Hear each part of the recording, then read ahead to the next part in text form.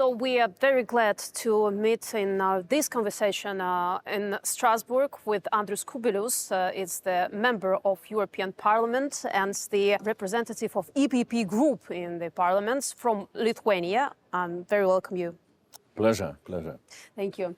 So I have a lot of questions. You got a lot of decisions, and one of them is most important for Ukrainians, is the resolution. You know what's interesting for me? I wanted to ask you about these political groups that voted against or neutral. I've looked through who they are, who after them standing, and I saw the surnames like Marine Le Pen, I saw Silvio Berlusconi and some other audience, maybe persons from the political world. So what's the motivation of them except for money? I understand that this is more not a diplomatic question, but anyways, seeing what's going on before their eyes, I mean, how they motivated to still be against, or even looking pragmatic to the situation that Putin becomes more and more weaker. So what makes them vote against? Can you explain it? You know, I understand. Well, for us it was not a surprise, because we see those groups, permanently on the same, position. And of course, this is total minority. It's 10%. Hopefully. Yeah. Well, at least what we see in Parliament. Yeah. Okay. Here is really remarkable unity, even before the war. But when the war started, we have the same majority, very, very strong majority in favor of that language, which, we were speaking yesterday, and when we were making other resolutions before, very similar majority was voting in favor of such resolutions. Very critical, to Russia and very much supportive to Ukraine. And always we had the same people, either abstaining or voting against. Those are, radical left and radical right. And suddenly both of them totally, it looks like they are sitting, in totally opposite corners, but then they are united with their love to Putin. What is the reason, you can guess. Money, some kind of, some cynical maybe. Cynical, and of course, it's very clear from all the different, analytical books, you can see how much Putin was investing into them for quite a long period of time. It's funny because we understand that he doesn't have much money to invest in this politician parties. So what they hope for, I mean, doing this choice. Okay, let's talk about the risks. I asked this question yesterday to Madam President Metsola, and I want to ask you, do you understand the risks after this resolution voted in the European Parliament for European countries? I mean, do you see that Putin might answer somehow to, this time, not to Ukraine, but to Europeans? And are you ready for these risks? Well, first of all, you Ukrainians, you did a great job, not only defending your country in most remarkable and brave way, but you also have shown, to all the Europeans that Putin is really weak. And to be afraid of him, what was the policy till the war started, really. Yes. We have seen that very clearly. We were speaking, this is a big mistake. Because what is provoking Putin is not our strength, but our weakness. And Putin always was very good in trying to, to threaten, if you will not behave like I want, I will do something, He was copying actually Hitler, Yes, this. absolutely. Yeah. Oh, you can give me this part of the land, so I'll take another and check your patience. Absolutely. So and now after the war, so I mean, we showed you that you have to do something. Yeah, you showed us that we need to do something, and you showed that Putin is really not so strong as he was trying to show himself. And that is, and here I can just, quote from my memory. I was very much surprised something months ago in the plenary, Joseph Borrell, who is, we can call Foreign Affairs Minister of European Union. He spoke in a very open way. I said very brave confession. And his sentences were something like that till the war, because Europe was so heavily dependent on Russian gas, so Europe had no proper policy towards Russia, and Europe had no policy towards Ukraine because policy towards Ukraine was subordinated to the policy to Russia. Now, our dependency on Russian gas really is going very heavily down. I mean, even German dependency. If before the war, Europe was using something like more than 40% of Russian gas in the market, now it's below 7%. So we are becoming free because of the war and because of what you are able to achieve. We are becoming free from this, gas dependency, and we are becoming much more, brave and not so much afraid of Putin, and that is why, Ukraine got candidate status again, because you deserved, and you, with your bravery, you managed to convince everybody. And I hope that, Europe will manage to go ahead with, enlargement, and so on and so on. And that is what is very much needed. Of course, sometimes it's easy to start to find who is guilty and to look through the past, who's done wrong things. But let's talk about future, actually, because I understand your position now, the European position now, what to do.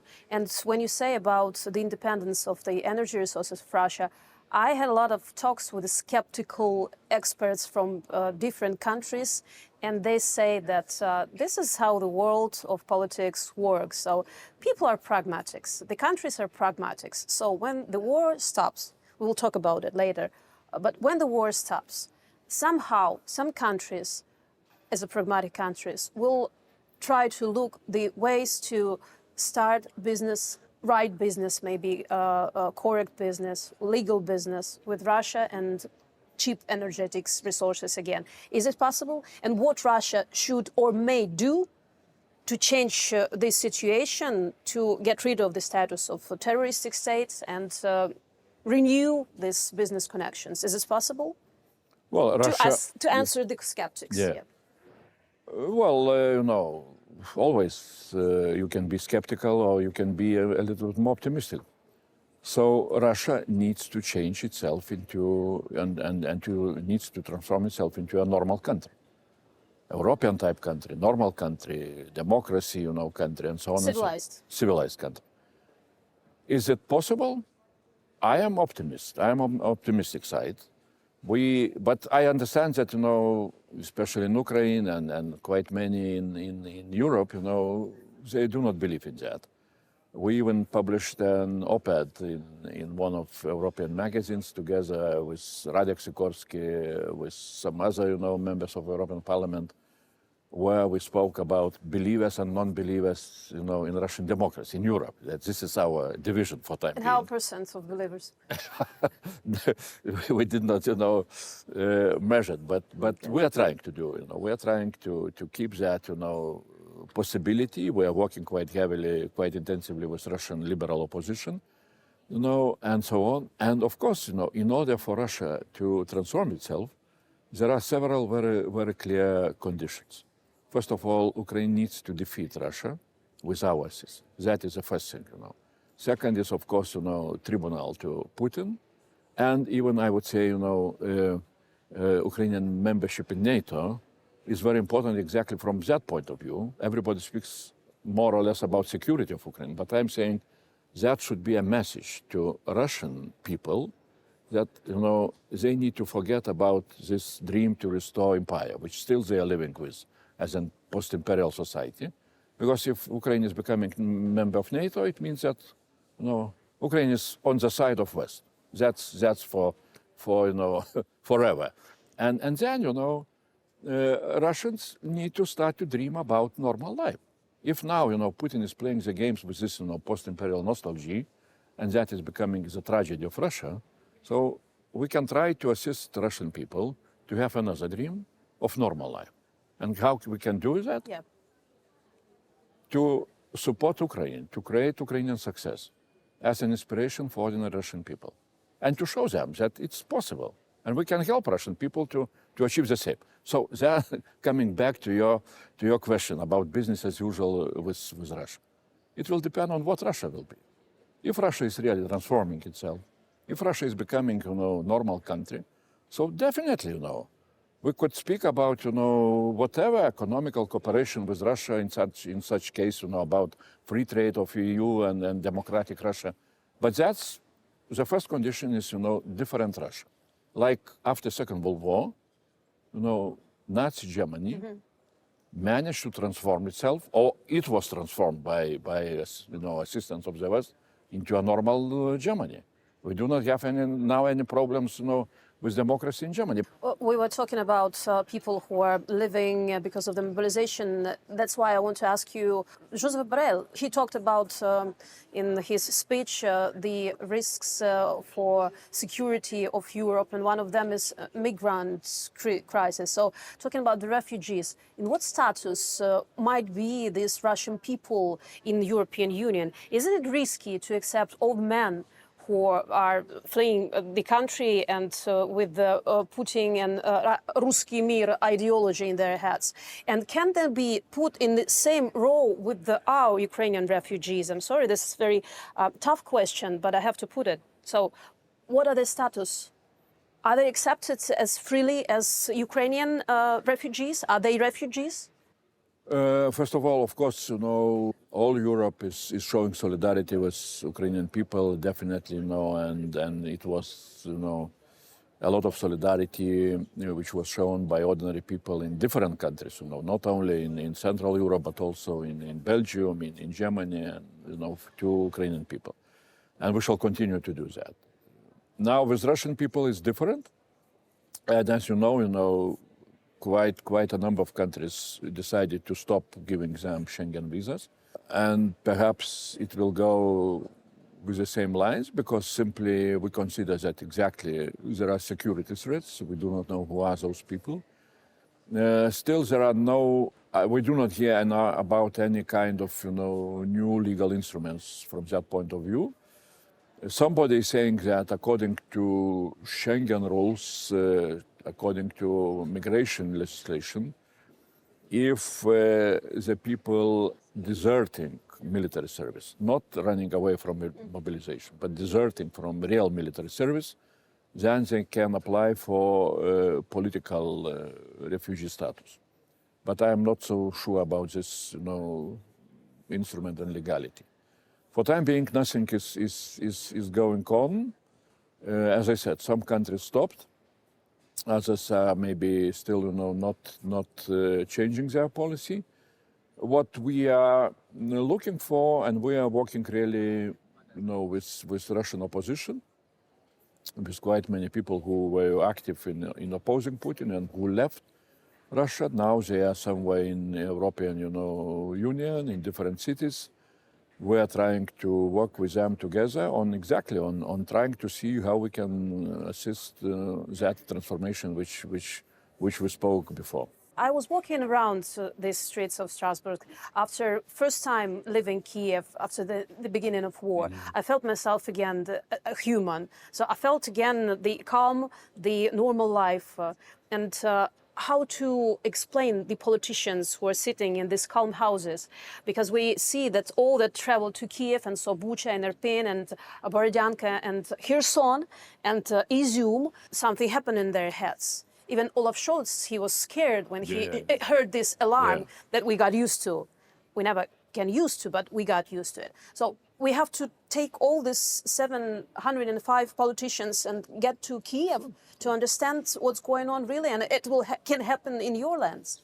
I'm sorry for being emotional. No, it's very good. I'm asking the same question. So I am not getting the answers, proper answers, sometimes, but definitely. There is, of course, much more of understanding what was wrong with EU policy towards Russia and towards Ukraine. That is what Ursula von der Leyen, spoke openly here, in the plenary during her State of the Union address, and she even apologized to us, to Lithuania, to Baltic states, and to Poland, that Europe was not listening to us when we were saying, look, guys, Putin is really a big danger. And we need to support Ukraine much more. So that's for sure. Second, when the war started, I initiated, and now we have quite a large network, so-called United for Ukraine, network of parliamentarians Also, on another side, we are bringing experts, from different think tanks. Now we have more than 400 parliamentarians from European Parliament, from Rada, from national parliaments. And I see very clearly, when we are bringing new parliamentarians to Ukraine, they're becoming big enthusiasts of network and support Ukraine and so on and so on. So that works really. So we have to continue these trips. You need to continue. And the last point, it's very clear, at least for me, that when the war started, we understood, and that was my always message, that Europe is in the deep geopolitical crisis. Because of our mistakes, because we were not able to evaluate Putin, of course, all the responsibilities on Putin's shoulders, but I'm sorry, Parliament declares that they're united as never before. Yeah, but we are united. It's good. We are united, 83%. But geopolitical crisis comes because we were doing mistakes before. We have no instruments, proper instruments, to fight such a crisis. And and again, I am here bringing some optimism, because usually. And that was Jean Monnet, sentence back in 1957. He said, Europe will be created, European community, now European Union, will be created during the crisis, and what will be built during the crisis, that will be European Union. So Europe really is moving from one crisis to another crisis, and each time it comes out from the crisis becoming, strong and more united in that area. So now Europe is really facing real war. Europe is not ready, was not ready, and still is not so much ready, And Churchill is not born yet, right? Yeah. It's true. It's So something like that. You don't see such personality. We need leadership. Okay. We need new instruments. We need to find a way what to do with what I call war finances. Because to win the war, you need yesterday I was speaking here. You need two things. You need weapons and you need war finances. In general, of course, you need soldiers, you need people, and so on. But from material point of view, you need weapons and you need finance. With the finances, it's a problem for Europe. With the weapons, also is a problem. Still, for example, European industry, military industry, which should look into. I mean, war always is possibility for them to increase their production. And it's possibility for money, for getting money. It's production. Americans are really, they are giving money. Money is spent for their military industry. They are producing best weapons, HIMARS or something like that. Thanks for them. Yeah, thanks for them, Europe, which was always crying, we need to create our strategic autonomy. We need to invest into our strategic autonomy. We need to invest into our military industry. So this is the chance. Go ahead. But now you have spent a lot of money. As long as the war continues, Europe pays. But it pays to survive. You're paying with the life of your people, Supplies that Roberto Mazzola yesterday announced about these generators and all the stuff that we need to survive in this winter. We are doing the same. We have been to Paris now. Paris municipalities or French municipalities are gearing up also with generators, because I was 3 days after Lutsk and Rivne was hit by missiles a few weeks ago. Yeah. I was in Lutsk and I saw what does it mean to be hit, when your electricity distribution center is hit.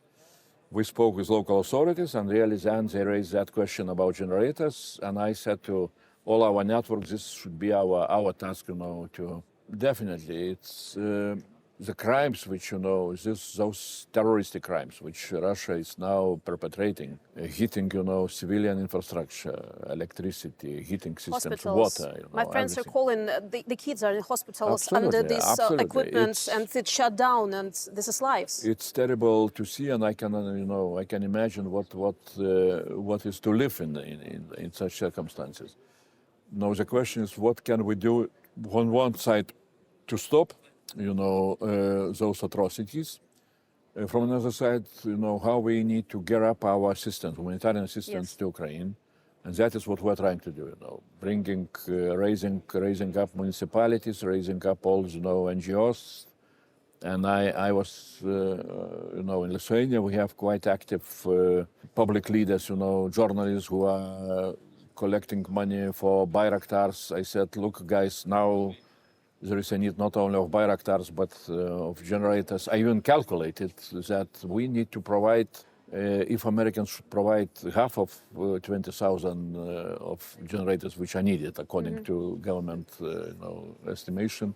So in Europe, 10,000, then it will mean that 1 million inhabitants should provide 32 generators. It's not a big problem. For Lithuania, it would be 100 generators, and I told to Paris... But it has to be very operatively, Yeah. fast. Yeah. You support the platform United 24 that is started with the help of the President Zelensky. So, this helpful tool that you can just join and see what's needed in this time, just right now. Yeah, we are trying really to be very dynamic, very active. We, as I said, we have been with United for Ukraine delegation to Paris. Now we're planning to go to Stockholm because Sweden is coming to the presidency of EU from New Year, and we shall speak about both humanitarian aid, financial assistance, weapons, and of course integration towards EU, which we see as really very important, looking into the whole picture of what we can try and what we need to do. A little more time I'll take of you, if you please. Yeah, sure. Okay, what's wrong with Hungary? For me, it's unbelievable. I visited Hungary. I saw this monument in the center of Budapest about the tanks of occupation power of Soviet Union. So what's wrong with their historical memory? Or it's just Orban himself and just himself, because they have a president. Does she have any voice in this country? Nobody remembers her name. Yes, that's true. But no, what's wrong with the country? Orban, I would say talented politician, but the talent brought him into wrong direction. Simply he became, I don't know about any kind of, whatever. He has ties or not with Kremlin, that's not for me to decide. I knew him as a prime minister. We were both, at the same time prime ministers, and he, at that time, back in 2000, in 2010, he looked quite different. But he learned how to be, talented populist and grab, power. And then, really, to keep this power with very simple, formulas of populism, show your people who is enemy of the people, like Soros. Classical. Yeah, classical. Soros, Brussels and so on. Yeah. And that helps him to stay in power. Then to concentrate media, to have some kind of loyal business who is financing, some of ideas. And that's what works, unfortunately. That's good instrument that is announced here in the parliament. The frozen money for Hungary. It states, it will cool down him a little bit. The government of Hungary. It would be good. It's not a punishment. We understand that this is for the broken rules in their countries. Yeah, it will be good, really. EU needs to defend its own basic values and, of course, money, not to allow money to be spent in a corrupted way. The problem is that those instruments are still not very well developed. I would say the problem is that when we are punishing with money, not giving money to Hungary, and Hungary still has the right of veto in the council, then what they're doing? They are starting to play the game of blames, and they now they are, for example, vetoing 18 billion for Ukraine, and the reason is very simple: give us our money. Yes, and we will give you money. So your money, not your money. Yeah. So that's the whole picture. This is very I would call immoral way of doing politics. That is why I'm absolutely in favor of removing veto right from the council, any member, because with that, with that right, I see where we are, our direction as an organization is becoming very wrong with veto right. Do you see the end of the war, how it will be? It will be so extraordinary as it started, predicted, Nobody supposed, on the 23rd, I was home from my work on the television, and everybody said, he never do it. And in the morning, I woke up with this rocket attack and all these bombs. So it may start as surprisingly as it ends as it started. It can be. I cannot predict. I was always also, on the same position that I was not believing that he can do such a, stupid step, tragic mistake, and so on, which really you are paying, huge tragic price for that. But also this is a tragic, development for Russia itself. How it can end, difficult to say. I had a chance once to meet Putin, being when I was prime minister, and he was for some time prime minister. And I saw Playing a role. yeah, and I saw really he's some kind of. I said, well, I know that character from what I called from hooligans in Vilnius streets. If you are showing some weakness, he immediately jumps on you. So he has this ego, at least my understanding. Ego, and now really, he's not able to move out from where he put himself. This is mad rat in the corner. How he will behave, I am not able to predict. But I see really all the possibilities for Ukraine with a proper assistance from the West simply to defeat him, to kick army out from Ukraine. From what we started our conversation. Yeah. So that really is possible. I believe those high-level generals, Rogers and so on, who are speaking about that. I am not a military expert. Yes. Of course, that will be big price to be paid by Ukraine, by their lives and so on. But that is, what really can change the whole picture. Maybe, we hear from, our conversations with Russian oppositions who still are keeping some connections in Moscow. They're saying that there is a lot of nervousness exactly in this, political and business elite around Putin in Moscow, who are starting to understand that, really where Putin is pushing Russia. One-way ticket. Yeah, one-way ticket, and maybe they will start to look for something, how to change that situation. And I would not I would not be surprised if some surprises will happen. Yeah, let's hope for the surprise. And in this place, I have to thank you very much for your unbelievable support from your people and from you yourself, because I know how much work you do for us in different ways of help. So thank you very much, and thank you for this interview. Разом до перемоги. Thank you for your answers. Thank you for your time. Thank you. Thanks a Thank lot. you. Thanks a lot.